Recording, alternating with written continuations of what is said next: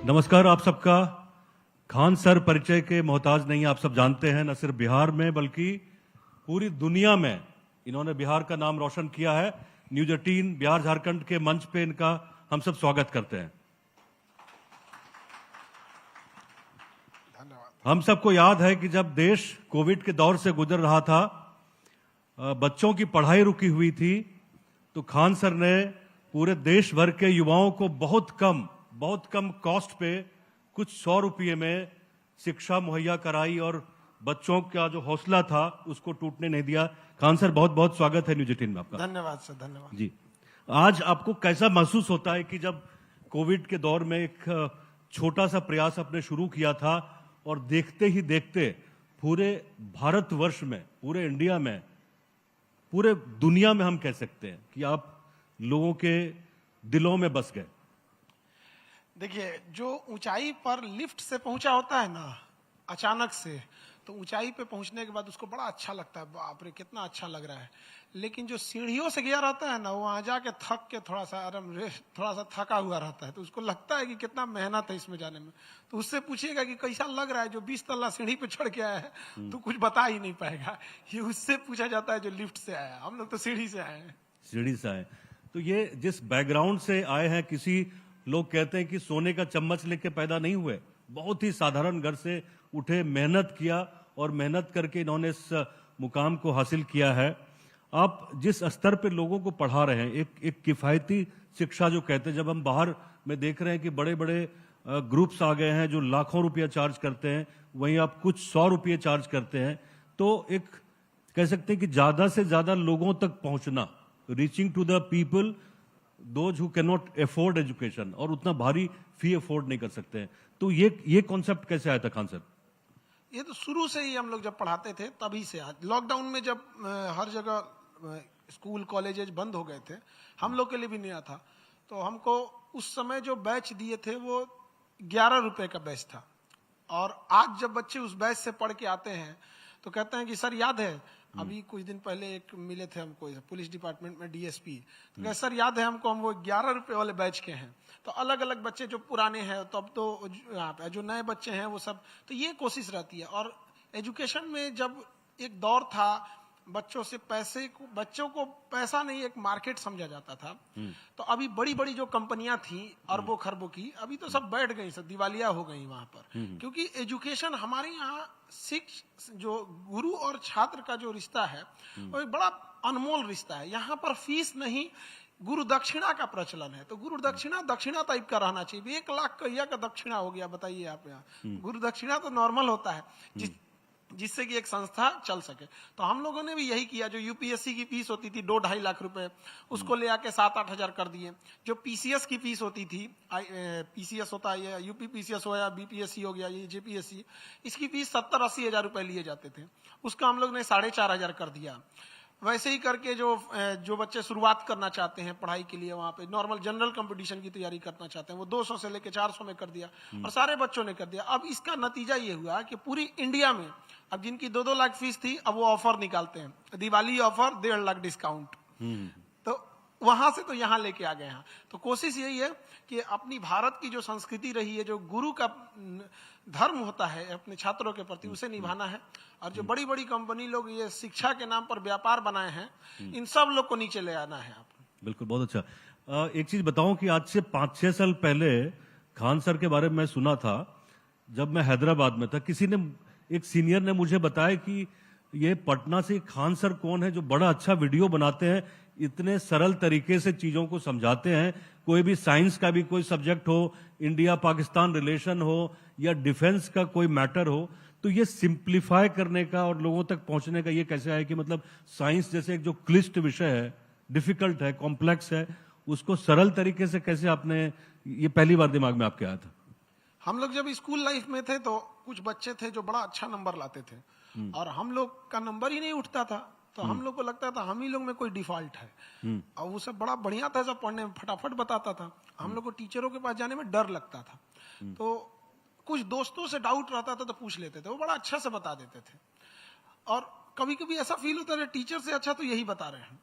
तो टीचर का काम जो होता है वो नॉलेज देखने आपके लिए थोड़ी आया है। जितना नॉलेज आपके पास उससे ज्यादा 10 ठो किताब खरीद लेगा तब तो गूगल के पास ही, टीचर के पास क्यों आया है? टीचर के पास आया है सिंप्लीफाई करने के लिए। जैसे भोजन बन जाता है तो भोजन समझिए कि एक शिक्षा है और शिक्षक का काम है उसको कैसे परोस रहा है। तो ऐसे ऐसे लोग होते हैं ना जो इतनी भयंकर भयंकर भाषा बोलते हैं कि ऊपर से चला जाता है। तो जब भोजन करेंगे तो हम चम्मच से खाएंगे, छोटा साइज होता है, कलछुल से नहीं ना खा सकते हैं। तो विद्यार्थियों को वही कलछुले से घोटाया जाता है कि बाबू तुम ऐसा भयंकर भयंकर भाषा बोलो, क्या जरूरत है? हम शिक्षक लोग कहते हैं विद्यार्थियों से कि अपना लेवल थोड़ा उठाओ। कितना टफ चीज है, क्योंकि विद्यार्थियों की संख्या ज्यादा है। क्यों ना टीचर से कहा जाता है कि आप उसी को थोड़ा डाउन करके सिंप्लीफाई करके समझाइए ना, आराम से समझ जाएगा। और जो पढ़ने वाले बच्चे हैं वो कभी भी पढ़ लेते हैं। मेन तो है जो 80% स्टूडेंट है जिनका बैकग्राउंड कमजोर है, जो थोड़े से लापरवाही कर देते हैं, उनको लेकर जाना होता है। तो कोशिश यही रहती है कि सिंपल से सिंपल किया जाए। उसके लिए क्या होता है कि पहले वर्क करना पड़ता है, उसके लिए एग्जाम्पल्स ढूंढने पड़ते हैं, कैसे समझेगा बच्चा, इसलिए थोड़ा सा पीछे वर्क करना होता है, तब जाके समझ में आता है। हम लोग तो फिल्म देखने जाते हैं, 2 घंटे 2.5 घंटे की फिल्म देख लेते हैं और कहते हैं बड़ा बढ़िया फिल्म था। कभी उसके डायरेक्टर से पूछिएगा, 2 साल से मेहनत कर रहा होगा उस फिल्म के लिए। अब देखिए एक समय वो भी था कि बिहार में टीचर्स की बहुत कमी थी, स्कूल्स के बिल्डिंग भी बहुत अच्छे नहीं थे, लेकिन पिछले 5-7 सालों में देखें तो स्कूल्स बन गए। जो प्राइमरी स्कूल और सेकेंडरी स्कूल थे वो उत्क्रमित होके वो आगे के क्लास तक गांव में भी उपलब्ध हो गया। तो अब जो आपके पास छात्र आ रहे हैं खान सर गांव में, तो उसमें क्या आप लैक करते हैं और उसको किस तरह से उसको फुलफिल करते हैं? स्कूलिंग के सेक्टर में आज भी हम लोग को बहुत ज्यादा सुधार की जरूरत है। आज आप देखिएगा, किसी को कहिएगा 2 बजे आने के लिए तो अमूमन वो 2:30 बजे पहुंचेगा, क्योंकि उसको आदत ही स्कूल से लगा है कि कभी लेट से गया तो कोई उसको ध्यान नहीं दिया, कोई होमवर्क दिए तो काम नहीं किया। तो उसको ना बचपन से जो नर्सरी में एडमिशन लिया और स्कूल तक जो 15-16 साल तक रहा, उसके दिमाग में एक बैठा है कि आज हम होमवर्क नहीं भी करेंगे तो चलेगा, 10 बजे जाने का जगह 10:15 में भी जाएंगे तो एंट्री मिल जाएगा। तो ये सब चीजें थोड़ा जो एटिकेट बेस्ड चीजें उसे बढ़ाने की जरूरत है। दूसरा, किताबी नॉलेज जो है उसके साथ साथ उसको प्रैक्टिकल नॉलेज की भी जरूरत है। तो जो स्कूलिंग चीज है वो ऐसा हो गया है कि एक दिमाग में लोगों को बैठ चुका है कि आप ग्रेजुएशन करके क्या ही कर लीजिएगा। और खास करके आप इधर देखिए बिहार सेक्टर में एरिया में तो ग्रेजुएशन करना बड़ा सिंपल हो गया है कि आप पढ़िएगा तो भी 60-70% लाइएगा और नकल कीजिएगा तो भी 60-70% लाइएगा। इससे सबसे बड़ा निगेटिव क्या हो गया, जिसके पास सर्टिफिकेट, अब सामने वाले को पता ही नहीं कि भैया तुमने नकल करके लाए हो कि ईमानदारी से लाए हो। तो यही हो जाता है कि अब बच्चा आ तो रहा है ग्रेजुएट करके, बट वो ग्रेजुएशन ईमानदारी से पढ़ा है कि नकल करके पढ़ लिया है। तो इससे हम लोग को समस्या होने लगता है। अगर नकल करके पढ़ा है तो इंटरमीडिएट लेवल का सर्टिफिकेट रख लिया ग्रेजुएशन का, तो होता क्या है कि अगर आप किसी सिपाही को कहिएगा डीआईजी साहब, तब तो हो गया, अब बैलेंस ही बिगड़ जाएगा वहां पे। तो ये जरूरी है कि जो स्टैंडर्ड है, अगर वो कोई बच्चा ग्रेजुएशन पास कर रहा है तो ये मेक श्योर किया जाए कि वो ग्रेजुएशन लाइक नॉलेज इकट्ठा किया है या नहीं किया है। तब अगर कोई आता है तो दिक्कत नहीं होता है। अभी शिक्षा में क्या नया कर रहे हैं? अभी तो देख रहे हैं कि आपका प्रेजेंस, ऑनलाइन प्रेजेंस बढ़ा है कोविड के दौर से। अभी देखें तो मतलब थोड़ा स्ट्रक्चर्ड हुआ है। अभी नया क्या इसमें शिक्षा में करना है? शिक्षा सेक्टर में बस यही है कि देखिए, एजुकेशन में बहुत कुछ नहीं चाहिए होता है। एजुकेशन कभी भी फीचर के दम पे नहीं चल सकता है, एजुकेशन चलता है टीचर के दम पर। तो ये सारा काम करना जरूरत है। आप देखिएगा, जब हम लोग के यहाँ गुरुकुल हुआ करता था, पेड़ के नीचे बैठ के इतने बड़े बड़े शास्त्र लिख दिए गए हैं जिसको आज में हमारी आपकी क्षमता नहीं है उसमें कमियां तक निकाल सके। वो पीपल के पेड़ के नीचे बैठ के लिखे गए हैं यहाँ पर। तो आज हम लोग को जरूरत है कि वो वाली शिक्षा व्यवस्था देने की जो ईमानदारी से दी जा सकती है। हम बच्चों को जो पढ़ा रहे हैं उसका क्या 3-4 मुख्य उद्देश्य होना चाहिए कि बच्चों की जो पढ़ाई है वो एक एफोर्डेबल हो, ये कोई भी उसको एफोर्ड कर सकता है। किसी के पिताजी मजदूरी कर रहे हैं, रिक्शा चला रहे हैं, वो भी एफोर्ड कर सकता है। जो टीचर पढ़ा रहे हैं वो कमजोर से कमजोर बच्चे को समझ में आ जाना चाहिए। जो पढ़ा रहे हैं वो रेलेवेंट होना चाहिए, ये नहीं कि आउट ऑफ द फ्रेम चले गए, एग्जाम में क्या पूछ रहा है ये, और वो एग्जाम या जहां उसकी जरूरत है वो प्रॉपर आना चाहिए। इससे क्या होता है, अगर ये चारों चीजें मैच हो जाती है तो बच्चों का मोटिवेशन बना रहता है। अब हम उसे क्लास में पूरा पढ़ाएं और एग्जाम में गया, एग्जाम में नहीं आया, एग्जाम में जब नहीं आता है तो वो डीमोटिवेट हो जाता है। और इसके बाद जो गवर्नमेंट का काम है वो लूप होल्स खत्म करे। पता चला कभी पेपर लीक हो जाता है, कभी किसी भी संस्था को दे दिया जाता है। अभी एक एसएससी के एग्जाम्स हो रहे हैं, उसमें जो जिस सेंटर अलॉट किया गया है वो गाय के तबेला में एग्जाम ले रहा है। बताइए।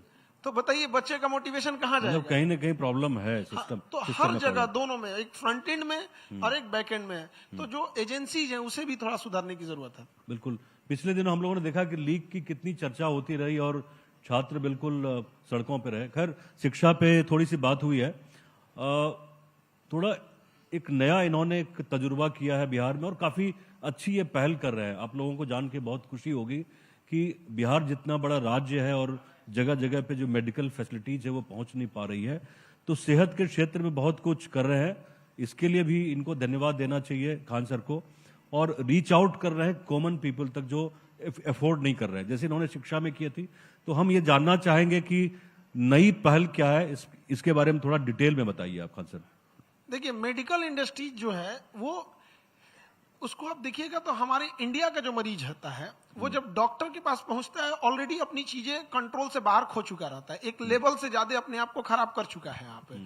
तो अब जैसे एक सिंपल सी बात बता, किसी को कैंसर है तो शुरुआत में उसको पथरी समझ के इलाज करा चुका होता है 3-4 जगह पे, जब तक वो स्टेज 2 से स्टेज 1 से स्टेज 2 जा चुका है। तो हम लोग का यही प्रयास है कि जो गरीब से गरीब इंसान है वहां तक कैसे पहुंचे। तो अभी हम लोग ने हर डिस्ट्रिक्ट में ब्लड बैंक की सुविधा किया है ताकि किसी को भी ब्लड की दिक्कत ना हो। कई बार ऐसा होता है कि एक्सीडेंट होता है और आते आते रास्ते में उसकी ब्लड लॉस से मर जाता है, जबकि वो बेचारा बच सकता था। और इंडिया में एक इंसान जो कमाने वाला होता है वो अकेला कमाने वाला होता है पूरे परिवार में।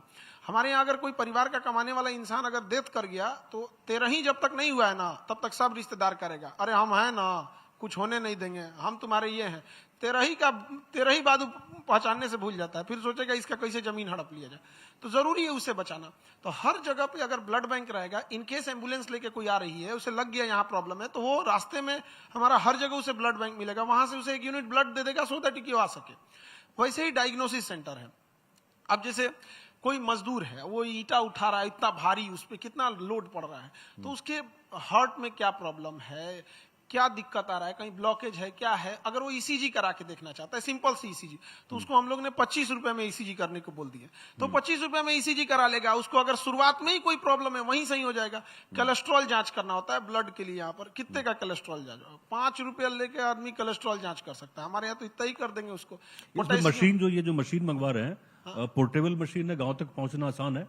नहीं, सारी मशीनें हमारी या तो यूएस की मशीन है, या तो जर्मनी की है, या तो वो जापान की है।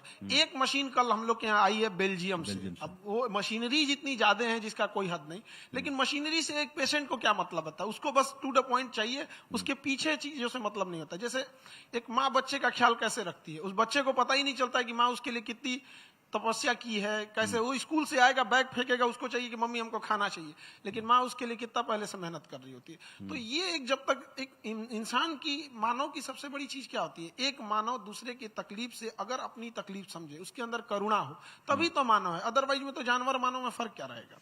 इसमें जो डायग्नोज करेंगे कौन कौन से ऐसे रोग हैं, मुझे लगता है कि जो लोग भी न्यूज 18 देख रहे होंगे वो जानना चाहेंगे कि इसमें 2-4 कौन सी ऐसी बीमारियां जिसको अर्ली स्टेज पे हम डायग्नोज कर सकते हैं। थोड़ा बता दीजिए हमारे दर्शकों को, सो दैट उनको थोड़ा फायदा हो। देखिए, हमारा उद्देश्य मेडिकल सेक्टर में बस इतना है कि आज इंडिया का पेशेंट कोई भी चीज को, जैसे उसे टाइफाइड ही है ना, तो तब तक जब तक वो पूरी अपने आप को टाइफाइड बॉडी के अंदर मजबूत नहीं कर लिया, तब तक वो डॉक्टर के पास नहीं जा रहा है। यही चीज कैंसर के साथ हो रहा है। तो मेरा बस ये है कि डायग्नोस उसको अर्ली स्टेज में हो जाए, ताकि वो वहां तक पहुंच ही नहीं पाए।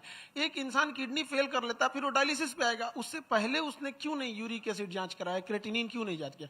अब एक क्रेटिनिन है, क्रेटिनिन से पता चल जाता है, यूरिक एसिड से पता चल जाता है, पोटेशियम से पता चल जाता है, भैया आपकी किडनी गड़बड़ हो रही है। वो कितना में 18 रुपए में क्रेटिनिन जांच कर सकता है। अब अगर किसी को प्रॉब्लम है, वो आके हमारे यहाँ जांच करा सकता है 18 रुपए में, तो उसको प्रॉब्लम नहीं होगी, अर्ली स्टेज में पता चल जाएगा। तो हम लोग का पहला एक स्टेज है कि शुरुआत में उस चीज को रोका जाए। जैसे महिलाओं में आप देखिए ब्रेस्ट कैंसर, तो ऐसा नहीं है कि ये आज से है, पहले से, बट प्रॉब्लम कहाँ आ रही है कि उसका प्रोटोकॉल लोगों को नहीं पता है। अगर किसी महिला को ब्रेस्ट कैंसर है तो स्टेज 1 में ना, उसको तो दिखता नहीं है, तब तक वो कहीं लोकल दिखाएगी और भी जांच उतना नहीं करा पाएगी यहाँ पर। अब जब वो बढ़ने लगेगा तब जाएगी उसकी बायोप्सी जांच कराने। अब यहाँ क्या प्रॉब्लम क्या होता है कि अगर उसका बायोप्सी जांच हुआ तो डॉक्टर या पैथोलॉजी उसे बता देगा कि हाँ आपको कैंसर है। अब उतना बता के छोड़ दिया। अब वो जाएगी किस हॉस्पिटल में दिखाना है, इसको प्लानिंग करने में 1 महीना उसको लग जाएगा, 15-20 दिन, बड़ा महंगा है यहाँ पे।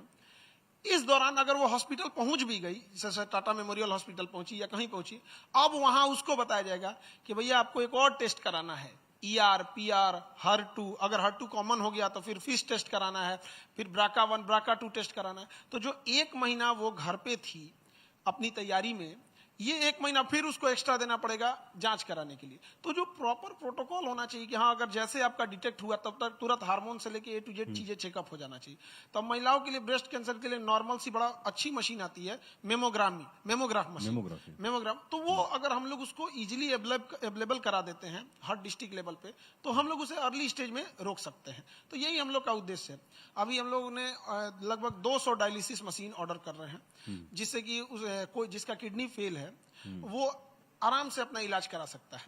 और अच्छे उसका कॉस्ट क्या रहता है? एकदम हमारा जितना लगेगा बस उतना ही, एकदम मिनिमम। हम हमारे यहाँ पढ़ने का कॉस्ट कितना लगता है, कोई गरीब इंसान भी नहीं कह सकता है कि हम खान सर के यहाँ गए पैसे की वजह से लौट जाएंगे। वैसे हॉस्पिटल का भी वही रहेगा। तो जो भी अभी हमारा एक स्टूडेंट था, वो बांका का रहने वाला, तो वो हमसे आके बोला कि सर मेरे भैया को कहीं पे इलाज करा रहे थे, दवा के वजह से कुछ गड़बड़ हुआ, किडनी फेल हो गया।